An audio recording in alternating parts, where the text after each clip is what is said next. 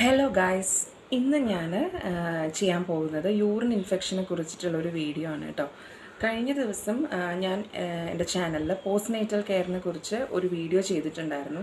അപ്പോൾ അതിൻ്റെ താഴെ സന ഫാത്തിമ എന്ന് പറയുന്ന ഒരാൾ കമൻറ്റ് ചെയ്തിട്ടുണ്ടായിരുന്നു, യൂറിൻ ഇൻഫെക്ഷനെ കുറിച്ച് ഒരു വീഡിയോ ചെയ്യോ പ്ലീസ് എന്ന് പറഞ്ഞിട്ടൊരു കമൻറ്റ് ചെയ്തിട്ടുണ്ടായിരുന്നു. First of all Sana, thank you എൻ്റെ വീഡിയോ കണ്ടതിനും അതിൻ്റെ താഴെ ഒരു കമൻറ്റ് ഇട്ടതിനും താങ്ക് യു. പിന്നെ ഞാൻ സന പറഞ്ഞതുകൊണ്ട്, സന അങ്ങനെ ഒരു കമൻറ്റ് എൻ്റെ വീഡിയോയുടെ താഴെ ഇട്ടതുകൊണ്ട് മാത്രമല്ല കേട്ടോ ഈ യൂറിൻ ഇൻഫെക്ഷനെ കുറിച്ചിട്ടൊരു വീഡിയോ ചെയ്യുന്നത്. കാരണം ഇപ്പോൾ ഒരാൾ നമ്മുടെ ചാനലിൽ നമ്മളോട് ഇങ്ങനെ ഒരു വീഡിയോ ചെയ്യാൻ ആവശ്യപ്പെട്ടാലും നമുക്കതിനെക്കുറിച്ച് ഒരു എക്സ്പീരിയൻസ് ഇല്ല, നമുക്ക് അതിനെക്കുറിച്ച് യാതൊരു ധാരണയും ഇല്ലെങ്കിൽ നമുക്ക് ആ വീഡിയോ ചെയ്യാൻ പറ്റില്ല. ഞാൻ അങ്ങനെ ചെയ്യുകയില്ല. എൻ്റെ ലൈഫ് എക്സ്പീരിയൻസ് ആണ്, എൻ്റെ ലൈഫിൽ നടന്ന ഓരോ കാര്യങ്ങൾ, ഇപ്പോൾ മെഡിക്കൽ കണ്ടീഷൻസ് ആണെങ്കിൽ കൂടി ഓരോന്നും എൻ്റെ ലൈഫിൽ നടന്ന കാര്യങ്ങൾ മാത്രമാണ്. നേരത്തെ ചെയ്തതും ഇപ്പോൾ ചെയ്തുകൊണ്ടിരിക്കുന്നതും ഇനി ചെയ്യാൻ ഉദ്ദേശിക്കുന്നതും അങ്ങനെയുള്ള കാര്യങ്ങളാണ്. ഒരിക്കലും വീഡിയോ ചെയ്യാൻ വേണ്ടിയിട്ട് ഞാൻ ഒരു കാര്യം തിരഞ്ഞു പിടിച്ച് അതിനെക്കുറിച്ചായിട്ടല്ല ഞാൻ ചെയ്യുന്നത്. അങ്ങനെ ചെയ്യാൻ വിശദമായിട്ടൊരു ടോപ്പിക്കിനെ കുറിച്ച് എടുത്ത് ചെയ്യാനായിട്ട് ഞാനൊരു ഡോക്ടറോ അല്ലെങ്കിൽ ആ രീതിയിലുള്ളൊരു പ്രൊഫഷനോ ചെയ്യുന്ന ആളല്ല. സോ എൻ്റെ ലൈഫിൽ യൂറിൻ ഇൻഫെക്ഷൻ വന്നപ്പോൾ ഞാൻ ഫേസ് ചെയ്തിട്ടുള്ള കാര്യങ്ങളും എൻ്റെ പേഴ്സണൽ എക്സ്പീരിയൻസസുമാണ് ഞാൻ ഈ വീഡിയോയിൽ ഷെയർ ചെയ്യുന്നത്. എനിക്ക് യൂറിൻ ഇൻഫെക്ഷൻ വന്നിട്ടുള്ളത് ഞാൻ പ്രഗ്നൻ്റ് ആയിരിക്കുന്ന ടൈമിലായിരുന്നു. പ്രഗ്നൻ്റ് ആയിരിക്കുന്ന ടൈമിൽ എന്ന് പറയുമ്പോൾ ഇനീഷ്യൽ സ്റ്റേജസ്, ആദ്യത്തെ ഒരു 2-3 ആഴ്ചയാണ് എനിക്ക് യൂറിൻ ഇൻഫെക്ഷൻ നല്ലോണം ബാധിച്ചിട്ടുണ്ടായിരുന്നത്.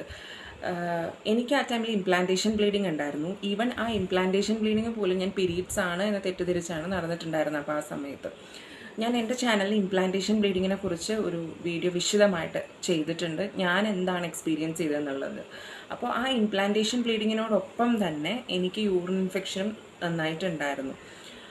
നന്നായിട്ടുണ്ടാവാനുള്ള കാരണം എന്താണെന്ന് വെച്ച് കഴിഞ്ഞാൽ, ഈ ഒരു ആദ്യത്തെ 1-2 ആഴ്ച സത്യം പറഞ്ഞാൽ ഞാൻ പ്രഗ്നൻ്റ് ആണ് എന്ന് എനിക്കറിയില്ലായിരുന്നു. അപ്പോൾ ഇതും വെച്ചുകൊണ്ട് ഞാനിങ്ങനെ നടന്നു. അപ്പം ആ ഒരു പീരീഡിലൊക്കെ എനിക്ക് വെള്ളം കുടിക്കാൻ വരെ നല്ല മടിയായിരുന്നു. വെള്ളം എന്ന് പറഞ്ഞ സാധനം, വെള്ളം, ഭക്ഷണം ഒന്നും ഞാൻ തൊടില്ലായിരുന്നു. എനിക്ക് വെള്ളം കുടിക്കുമ്പോൾ വരെ ഛർദ്ദിക്കാൻ തോന്നുമായിരുന്നു.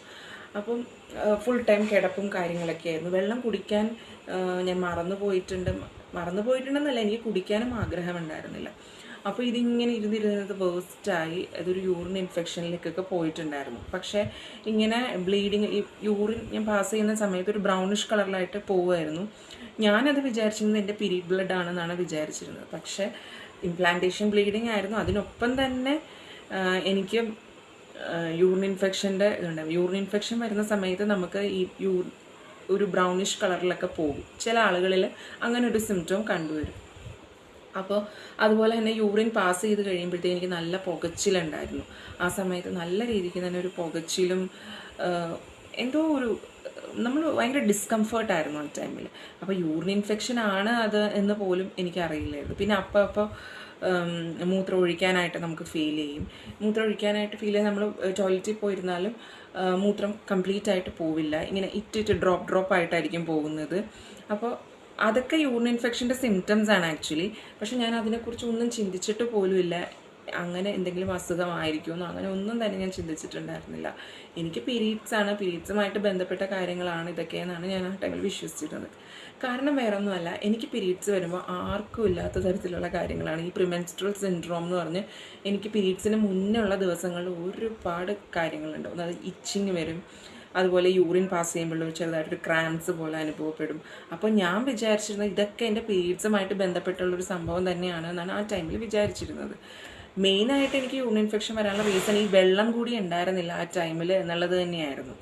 പിന്നെ എനിക്ക് ഈ ബ്ലീഡിങ്ങും കാര്യങ്ങളൊക്കെ ഒരു അബ്നോർമൽ രീതിയിൽ വരാൻ തുടങ്ങിയപ്പോഴും, പ്രഗ്നൻസിയുടെ ഒരു ഡൗട്ടായി തുടങ്ങിയ ആ ഒരു സ്റ്റേജിലും നമ്മൾ ഹോസ്പിറ്റലിൽ പോയിട്ട് കൺസൾട്ട് ചെയ്തപ്പോഴാണ് അറിയുന്നത് ഞാൻ പ്രഗ്നൻ്റ് ആണെന്ന് അറിഞ്ഞു. അതുകൂടാതെ എനിക്ക് ഈ യൂറിൻ ഇൻഫെക്ഷനും അതിനോടൊപ്പം ഉണ്ട് എന്നുള്ളത് നമ്മൾ മനസ്സിലാക്കിയത്. പക്ഷേ നോർമലി ഡോക്ടേഴ്സൊക്കെ ആ സമയത്ത് ചെയ്യുന്നത് എന്താണെന്ന് വെച്ച് കഴിഞ്ഞാൽ, നോർമലായിട്ടുള്ള ആളുകൾക്ക് ഈ ഒരു യൂറിൻ ഇൻഫെക്ഷൻ വരുമ്പോഴത്തേക്കും നമ്മളൊരു ആൻറ്റിബയോട്ടിക്സ് ഡോക്ടേഴ്സ് കൊടുക്കും. നമ്മൾ പ്രഗ്നൻ്റ് ആയിരിക്കുന്ന ടൈമിൽ ആ ആൻറ്റിബയോട്ടിക്സ് കഴിക്കുന്നത് അത്ര നല്ല കാര്യമല്ല. പക്ഷേ ഒരു പരിധിയിൽ കൂടുതൽ ഇൻഫെക്ഷൻ ബാധിച്ചിട്ടുണ്ട് എന്നുണ്ടെങ്കിൽ നമുക്ക് ആൻറ്റിബയോട്ടിക്സ് എന്തായാലും തരും. പക്ഷേ എന്നോട് ഡോക്ടർ പറഞ്ഞത് വെള്ളം കുടിക്കും, നല്ല രീതിക്ക് തന്നെ വെള്ളം കുടിച്ച് നമുക്കിത് മാറ്റിയെടുക്കാൻ പറ്റും, അനിത അങ്ങനെ ഒന്ന് ട്രൈ ചെയ്ത് നോക്കൂ എന്നാണ് എന്നോട് പറഞ്ഞത്. അപ്പോൾ ഞാൻ നല്ല രീതിക്ക് തന്നെ വെള്ളം കുടിച്ചു. എനിക്ക് നല്ലോണം വൊമിറ്റ്, കാരണം വെള്ളം കുടിച്ച ഉടനെ ഞാൻ വൊമിറ്റ് ചെയ്യുമായിരുന്നു. എന്നാലും ഞാൻ പിന്നെ വെള്ളം കുടിക്കും. കരിക്കിൻ്റെ വെള്ളമൊക്കെ ധാരാളം കുടിച്ചു. പിന്നെ ഓറഞ്ചിൻ്റെ നീര്, അതൊക്കെ ഞാൻ നല്ലോണം കുടിച്ചു. ഓറഞ്ചിൻ്റെ നീരും നെല്ലിക്കയൊക്കെ നല്ലതാണ്. ഈ മൂത്രത്തിൽ പഴുപ്പ് വരുമ്പോഴത്തേക്ക് നമ്മൾ നെല്ലിക്കയും ഓറഞ്ചൊക്കെ നമ്മുടെ ഫുഡിൽ ഇൻക്ലൂഡ് ചെയ്യുന്നത് വളരെയധികം നല്ല. അതുപോലെ വെള്ളം നമുക്കിപ്പോൾ ഈ പ്രഗ്നൻ്റ് ആയിരിക്കുന്ന സമയത്ത് നമുക്കിപ്പോൾ പ്ലെയിൻ വാട്ടറായിട്ട് തന്നെ ചിലർക്ക് എടുക്കാൻ പറ്റിയെന്ന് വരില്ല. സോ അങ്ങനെയുള്ള ടൈമിൽ ഫ്രൂട്ട്സിൽ നിന്നൊക്കെ കിട്ടുന്ന വെള്ളം ഉണ്ടല്ലോ, അത് തന്നെ നമ്മുടെ ഉള്ളിലേക്ക് ചെന്നാൽ മതി. കരിക്കിൻ്റെ വെള്ളമൊക്കെ ഞാൻ ധാരാളം കുടിക്കുമായിരുന്നു ആ ടൈമിൽ. അങ്ങനെ കുടിച്ചു നമ്മളൊരു 2 വീക്സ് കഴിഞ്ഞാൽ, ഒരു 2 വീക്സ് അല്ല, അതിന് മുന്നേ തന്നെ നമ്മൾ പോയായിരുന്നു ഹോസ്പിറ്റലിൽ. കാരണം കണ്ടീഷൻസിന് എന്തെങ്കിലും മാറ്റം ഉണ്ടോ എന്നൊക്കെ അറിയണമല്ലോ. അപ്പോൾ അങ്ങനെ പോയി ചെക്ക് ചെയ്തപ്പോൾ ഇൻഫെക്ഷൻ കംപ്ലീറ്റ് ആയിട്ട് മാറിയിട്ടുണ്ടായിരുന്നു. വേറെ പ്രശ്നങ്ങളോ കാര്യങ്ങളോ ഒന്നും എനിക്ക് ഉണ്ടായിരുന്നില്ല. പക്ഷെ ഞാൻ അനുഭവിച്ചിട്ടുള്ള ആ ഒരു എൻ്റെ പ്രഗ്നൻസിയുടെ ഇനീഷ്യൽ സ്റ്റേജിൽ ഞാൻ അനുഭവിച്ചതിൽ ഒരു വേസ്റ്റ് എക്സ്പീരിയൻസ് ആണ് ഈ യൂറിൻ ഇൻഫെക്ഷൻ എന്ന് പറയുന്നത്. അത് പ്രത്യേകിച്ച് സ്ത്രീകളിൽ ഏറ്റവും കൂടുതൽ കണ്ടുവരുന്നതിൻ്റെ റീസൺ, യൂറിൻ ഇൻഫെക്ഷൻ പുരുഷന്മാരെക്കാൾ കൂടുതൽ സ്ത്രീകളിലാണ് ഇത് ബാധിക്കുന്നത്. കാരണം സ്ത്രീകൾക്ക് മൂത്രനാളിയുടെ നീളം പുരുഷന്മാരെക്കാളും ചെറുതാണ്. അതുകൊണ്ട് തന്നെ യൂറിൻ ഇൻഫെക്ഷൻസ് ഒക്കെ വരാനുള്ള ചാൻസ് വളരെ കൂടുതലാണ് പുരുഷന്മാരെക്കാളും. അതിൽ നമ്മൾ എത്രയൊക്കെ ശ്രദ്ധിച്ചാലും യൂറിൻ ഇൻഫെക്ഷൻ വരുന്ന ആളുകളുണ്ട്. പിന്നെ ചിലവർക്ക് പേഴ്സണൽ ഹൈജീൻ കുറയുമ്പോഴത്തേക്കും വരും. നമ്മളെപ്പോഴും നമ്മുടെ പ്രൈവറ്റ് പാർട്സ് നല്ല ഹൈജീനായിട്ട് സൂക്ഷിച്ച് വെക്കണം. അതുപോലെ തന്നെ ഓവർ ഹൈജീൻ ആയിട്ടുള്ള ആളുകൾക്കും ഇങ്ങനെയുള്ള ഇൻഫെക്ഷൻസ് വരും. അതിൻ്റെ റീസൺ എന്താണെന്ന് വെച്ച് കഴിഞ്ഞാൽ, ചില ആളുകൾ ഇപ്പം ഓരോ തവണ യൂറിൻ പാസ് ചെയ്ത് കഴിയുമ്പോഴും സോപ്പോ എന്തെങ്കിലും ലോഷൻസോ ഒക്കെ ഇട്ട് നല്ലോണം തേച്ച് കഴുകും ഈ ഒരു പ്രൈവറ്റ് ഏരിയ. ഒരിക്കലും അങ്ങനെ ചെയ്യരുത്. കാരണം നമ്മുടെ ബോഡിക്ക് ആവശ്യമായിട്ട് ഒത്തിരി മൈക്രോബ്സ് നമ്മുടെ ബോഡി തന്നെ പ്രൊവൈഡ് ചെയ്യുന്ന ആ pH അത് നമുക്ക് ആവശ്യമായിട്ടുള്ള എല്ലാ പ്രൊട്ടക്ഷനും തരുന്ന ഒത്തിരി മൈക്രോബ്സ് ഉണ്ട്. അപ്പം നമ്മൾ അനാവശ്യമായിട്ട് ഈ സോപ്പും ലോഷനും ഒക്കെ ഇട്ട് വാഷ് ചെയ്ത് കഴിയുമ്പോൾ സംഭവിക്കുന്നത് എന്താണെന്ന് വെച്ചാൽ, നമ്മുടെ ബോഡിക്ക് ആവശ്യമുള്ള മൈക്രോബ്സിനെ കൂടി നമ്മൾ കഴുകിക്കളയാണ്. സോ അതിൻ്റെ ആവശ്യമില്ല, ഒരിക്കലും അങ്ങനെ ചെയ്യരുത്. നമ്മൾ ഓവർ ഹൈജീൻ ആയാലും യൂറിൻ ഇൻഫെക്ഷൻ വരും. ഒത്തിരി ഇങ്ങനെ നമ്മൾ കഴുകി വൃത്തിയാക്കി എപ്പോഴും വെക്കേണ്ട ആവശ്യമില്ല. ഓരോ തവണ യൂറിൻ പാസ് ചെയ്ത് കഴിയുമ്പോഴും നല്ലോണം വെള്ളം ഒഴിച്ച് കഴുകിയതിന് ശേഷം നല്ലോണം തുടച്ച് ആ ഭാഗം നല്ല ഡ്രൈ ആക്കി വെക്കുക. ഒരിക്കലും വെള്ളത്തിൻ്റെ അംശങ്ങളോ കാര്യങ്ങളോ ഇരിക്കരുത്. കാരണം പൂപ്പൽ പോലെയുള്ള കാര്യങ്ങളൊക്കെ വരും. ബാക്ടീരിയൽ ഇൻഫെക്ഷൻസ് ഒക്കെ പെട്ടെന്ന് തന്നെ വരും. അതുപോലെ തന്നെ നമ്മൾ മോഷൻ പാസ് ചെയ്തതിന് ശേഷം നമ്മൾ കഴുകുന്നത് എപ്പോഴും മുൻപിൽ നിന്ന് പുറകോട്ട് കഴുകുക. ഒരിക്കലും പുറകിൽ നിന്ന് മുന്നോട്ട് കഴുകരുത്. കാരണം നമ്മുടെ യൂറിനൽ ഏരിയയും അതുപോലെ തന്നെ ഏനൽ ഏരിയയും അടുത്താണ് ഇരിക്കുന്നത്. അപ്പം നമ്മൾ ഈ മോഷൻ പാസ് ചെയ്തതിന് ശേഷം വാഷ് ചെയ്യുമ്പോഴത്തേക്കും പുറകിൽ നിന്ന് മുന്നോട്ട് കഴുകിയാലുള്ള ഒരു പ്രശ്നം എന്താണെന്ന് വെച്ച് കഴിഞ്ഞാൽ, നമ്മുടെ പൂപ്പ് ചെയ്ത കാര്യങ്ങളൊക്കെ ചിലപ്പോൾ നമ്മുടെ യൂറിനൽ ഏരിയയിലേക്ക് എൻ്റർ ചെയ്യാനുള്ള സാധ്യതയുണ്ട്. അപ്പോൾ ഇക്കോളൈ ബാക്ടീരിയ അവിടെ ഇരുന്ന് വളരും. അങ്ങനെ നമ്മൾ ഇൻഫെക്ഷൻസ് പെട്ടെന്ന് തന്നെ വരാൻ സാധ്യതയുണ്ട്. അപ്പോൾ അതുകൊണ്ട് തന്നെ നമ്മൾ മോഷൻ പാസ് ചെയ്ത് കഴിയുമ്പോഴത്തേക്കും എപ്പോഴും മുന്നിൽ നിന്ന് പുറകോട്ട് വാഷ് ചെയ്യാൻ ശ്രമിക്കുക. പിന്നെ ഉള്ളൊരു കാര്യം, സെക്ഷൽ കോണ്ടാക്റ്റിന് ശേഷം നല്ലോണം തന്നെ വാഷ് ചെയ്യുക, വൃത്തിയാക്കി വെക്കുക, ഹൈജീൻ ആക്കി വെക്കുക. ഓരോ സെക്ഷൽ കോണ്ടാക്റ്റിന് ശേഷം നല്ലോണം കഴുകുകയും വേണം, ആ ഏരിയ ഡ്രൈ ആക്കി വെക്കുകയും ചെയ്യണം. ഒരിക്കലും അവിടെ ഒരു മോയ്സ്ചർ നിലനിൽക്കരുത്. അപ്പോൾ അവിടെ ബാക്ടീരിയാസിനൊക്കെ നമുക്ക് ആവശ്യമില്ലാത്ത ബാക്ടീരിയാസ് കൂടി അവിടെ വളരും.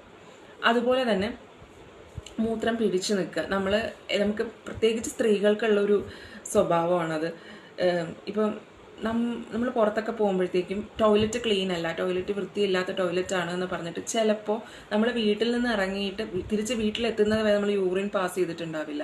തിരിച്ച് വീടെത്താൻ വേണ്ടിയിട്ട് നമ്മൾ വെയിറ്റ് ചെയ്തിരിക്കും. ഞാനൊക്കെ സ്കൂളിൽ പഠിക്കുന്ന സമയത്ത് എനിക്ക് ഓർമ്മയുണ്ട്, എനിക്ക് സ്കൂളിലെ ടോയ്ലറ്റിൽ പോകുന്നത് ഒട്ടും തന്നെ ഇഷ്ടമല്ലായിരുന്നു. ഞാൻ വീടെത്തുന്നത് വരെ വെയിറ്റ് ചെയ്യും. ഈവൻ കോളേജിലായിരുന്ന സമയത്തും ഇനീഷ്യൽ ഡേയ്സിലൊക്കെ ഞാൻ അങ്ങനെയായിരുന്നു. ഞാൻ വീട്ടിൽ നിന്ന് യൂറിൻ പാസ് ചെയ്തിട്ട് പോകും, പിന്നെ തിരിച്ച് വീടെത്തുന്നത് വരെ ഞാൻ യൂറിൻ പാസ് ചെയ്യില്ല. ഈവൻ ദാഹിച്ചിട്ട് ആ സമയത്തൊക്കെ വെള്ളം കുടിച്ചിട്ടുണ്ടെങ്കിൽ കൂടി യൂറിൻ പാസ് ചെയ്യാനുള്ള ഒരു ടെംപ്റ്റേഷൻ നമുക്ക് വന്നാലും ഇങ്ങനെ പിടിച്ച് നിൽക്കുമായിരുന്നു, കൺട്രോൾ ചെയ്ത് നിൽക്കും. എന്നിട്ട് വീട്ടിൽ വന്നിട്ടാണ് യൂറിൻ പാസ് ചെയ്യുന്നത്. അങ്ങനെ നമ്മൾ ചെയ്യുമ്പോഴും കണ്ടിന്യൂസ്ലി അങ്ങനെ ഒരു കാര്യം നമ്മൾ ചെയ്താലും യൂറിൻ ഇൻഫെക്ഷൻ വരും. യൂറിൻ എന്ന് പറയുന്നത് നമ്മൾ ഒരുപാട് നേരം ഇങ്ങനെ പിടിച്ച് വെച്ച് കഴിയുമ്പോഴത്തേക്കും അവിടെ ബാക്ടീരിയൽ കോളനീസ് ഉണ്ടാവും. അപ്പോൾ അങ്ങനെ നിന്ന് കഴിയുമ്പോഴത്തേക്കും അത് ഒരുപാട് നേരം ഇപ്പോൾ ഒരു ദിവസം നമ്മളങ്ങനെ മൂത്രം പിടിച്ച് നിന്നത് കൊണ്ട് നമുക്ക് ഒരിക്കലും യൂറിൻ ഇൻഫെക്ഷൻ വരുമെന്ന് ഞാൻ പറയുന്നില്ല.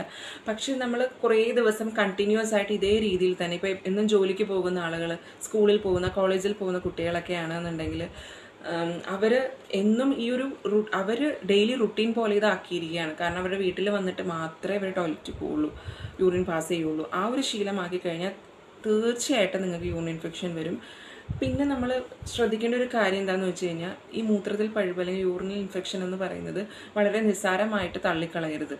നമ്മൾ വിചാരിക്കും അതൊക്കെ എല്ലാവർക്കും വരുന്ന കാര്യമല്ല, ഇതൊക്കെ സിമ്പിൾ അല്ലേ എന്ന് ചിന്തിക്കും. പക്ഷേ ഇതിങ്ങനെ വെച്ചുകൊണ്ടിരുന്ന് വേഴ്സ്റ്റായി നമ്മുടെ കിഡ്നീനെ വരെ അഫക്റ്റ് ചെയ്യാവുന്ന ഒരു കാര്യമാണ്. അറിയാമല്ലോ, നമ്മുടെ കിഡ്നീനെ അഫക്റ്റ് ചെയ്ത് കഴിഞ്ഞാൽ അത് എത്രത്തോളം പിന്നീട് നമ്മുടെ ലൈഫിനെ കൂടെ ബാധിക്കും എന്നുള്ളത്.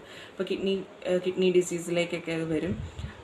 വളരെ റെയർ ആയിട്ടുള്ള ആളുകൾക്ക് എന്ന് ഞാൻ പറയാൻ കാരണം, വളരെ കുറച്ച് ആളുകൾ മാത്രമേ ഇങ്ങനെ വേഴ്സ്റ്റ് ആയിട്ട് യൂറിൻ ഇൻഫെക്ഷൻ ഇങ്ങനെ വെച്ചുകൊണ്ടിരുന്നത് കൂട്ടിയെടുക്കുകയുള്ളൂ. സോ അങ്ങനെയുള്ള ആളുകൾക്ക് പതിയെ അവരുടെ കിഡ്നീനെയും കൂടെ അത് ബാധിക്കും. ഒരിക്കലും യൂറിൻ ഇൻഫെക്ഷൻ വരുന്ന എല്ലാവർക്കും കിഡ്നിയുടെ അസുഖം വരും എന്നല്ല ഞാൻ പറഞ്ഞത്. പക്ഷേ അത് വെച്ചുകൊണ്ടിരുന്ന് ഈ യൂറിൻ ഇൻഫെക്ഷൻ നമ്മൾ ശ്രദ്ധിക്കാതെ വിട്ടാലുള്ള ഒരു കുഴപ്പം എന്തെന്ന് വെച്ചാൽ, ഇതെപ്പോഴും മുകളിലേക്ക് കയറി വരും. നമുക്കറിയാം ഏറ്റവും കൂടി വരുന്ന ഈ യൂറിൻ ഇൻഫെക്ഷൻ ഏറ്റവും കൂടി വരുമ്പോഴുള്ള ഇതിൻ്റെ സിംറ്റം എന്താണെന്ന് വെച്ചാൽ, നമ്മുടെ പൊക്കിളിൻ്റെ അടിഭാഗത്തേക്ക് നല്ല വേദന വരും.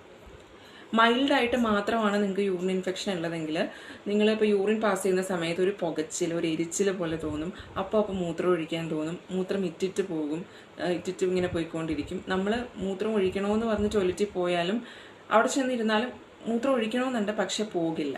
സോ അങ്ങനെയുള്ള സിറ്റുവേഷൻസ് ഒക്കെയാണ്. അതൊക്കെയാണ് മൈൽഡായിട്ട് നമ്മൾ യൂറിൻ ഇൻഫെക്ഷൻ വരുമ്പോൾ ആദ്യത്തെ സിംറ്റംസ് ആണ്. ഇങ്ങനെയുള്ള സിംറ്റംസ് ഒക്കെ ആദ്യത്തെ ഒരു ദിവസം അല്ലെങ്കിൽ 2 ദിവസം നമുക്ക് വെള്ളം നല്ലോണം കുടിച്ച് അത് സെറ്റാക്കി എടുക്കാൻ പറ്റും. വെള്ളം ധാരാളം കുടിച്ചു എന്നിട്ടും അത് മാറുന്നില്ല എന്നാണെന്നുണ്ടെങ്കിൽ ഉടനെ തന്നെ ഡോക്ടറിനെ കൺസൾട്ട് ചെയ്യാം. ആൻറ്റിബയോട്ടിക്സ് വേഴ്സ്റ്റ് കണ്ടീഷനിലായിട്ടുണ്ട്, നല്ല രീതിക്ക് തന്നെ കൂടിയിട്ടുണ്ട് എന്നാണെങ്കിൽ ആൻറ്റിബയോട്ടിക്സ് തരും, അത് എടുക്കുക.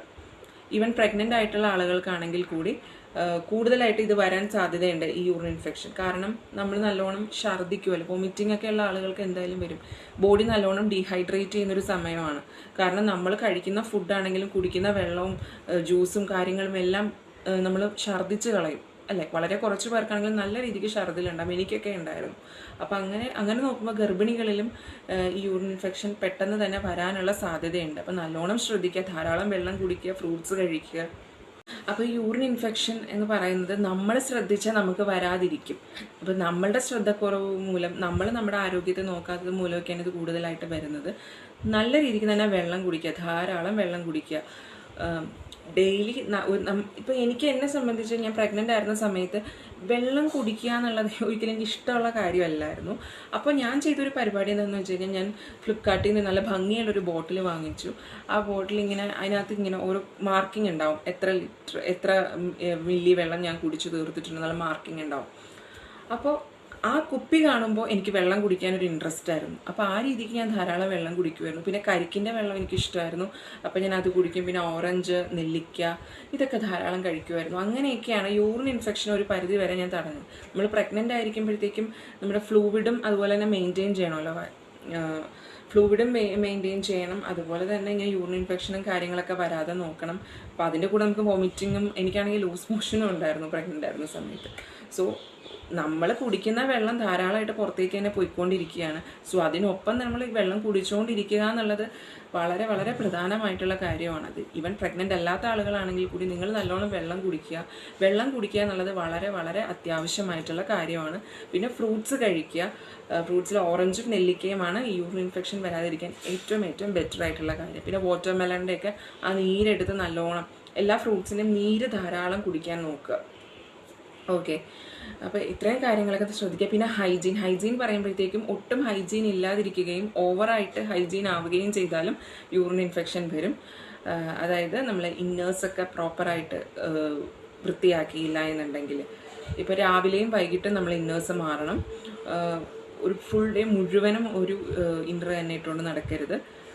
പിന്നെ പ്രൈവറ്റ് ഏരിയ എപ്പോഴും നല്ല ക്ലീൻ ആക്കി വെക്കുക. നമ്മൾ യൂറിനൊക്കെ പാസ് ചെയ്ത് കഴിയുമ്പോൾ എപ്പോഴും നല്ല വെള്ളം ഒഴിച്ച് കഴുകി നമ്മൾ ഒരു ക്ലോത്ത് വെച്ച് നല്ലോണം മുപ്പി ആ ഏരിയ ഡ്രൈ ആക്കി വെക്കുക. പിന്നെ ഓവർ ഹൈജീൻ വേണ്ട. ഒരുപാട് ലോഷൻസും സോപ്പൊക്കെ ഇട്ട് നല്ലോണം തേച്ച് വെച്ച് എപ്പോഴും കഴുകരുത്. ഓരോ തവണ മൂത്രമൊഴിച്ച് കഴിയുമ്പോഴും നമ്മൾ അങ്ങനെ ചെയ്യേണ്ട ആവശ്യം ഇല്ല. ഒരു ദിവസം നമ്മൾ എത്രയോ വട്ടം മൂത്രം ഒഴിക്കുന്നു, അപ്പോൾ അത്രയും പ്രാവശ്യം നമ്മളിങ്ങനെ ക്ലീൻ ചെയ്യേണ്ട ആവശ്യമില്ല. അത് നമ്മുടെ ബോഡിക്ക് ആവശ്യമായിട്ടുള്ള മൈക്രോബ്സുകളെ കൂടി നശിപ്പിച്ച് കളയും. അപ്പോൾ ഇത്രയും കാര്യങ്ങളൊക്കെയാണ് ശ്രദ്ധിക്കേണ്ടത്. ഇങ്ങനെയുള്ള കാര്യങ്ങളൊക്കെ ശ്രദ്ധിച്ചു കഴിഞ്ഞ് കഴിഞ്ഞാൽ നമുക്ക് യൂറിൻ ഇൻഫെക്ഷൻ വരത്തില്ല, ഒരിക്കലും വരത്തില്ല.